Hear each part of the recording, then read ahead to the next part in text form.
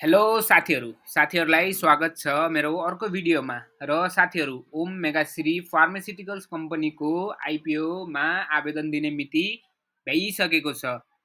कम्पनीले कुल 14,76,000 किता हामी सर्वसाधारण जनताको लागि निष्कासन गरेको थियो, जसमध्ये हामी सर्वसाधारण जनताहरूले चाहिँ 2,36,59,120 किता आवेदन दिएको छन्, जुन 16 गुणा धेरै हो। र अब यसको बाडफाड चाहिँ अब अर्को हप्तातिर हुन्छ होला है। लगायत साथीहरू, भोलि क्रेस्ट माइक्रो लाइफ इन्सुरेन्सको आइपिओ बाडफाड हुन जाँदैछ।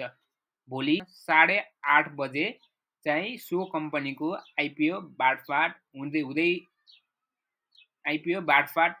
हुन जाँदैछ। र कम्पनीमा आइपिओ भर्ने थिए कुल 20,50,633 जना भने आइपिओ जम्मा 1,84,500 जनालाई पर्नेछ साथीहरू। यो कम्पनीको आइपिओ खुलेको भन्दा 13.27 गुणा बढी आवेदन परेको थियो कम्पनीको सेयरमा।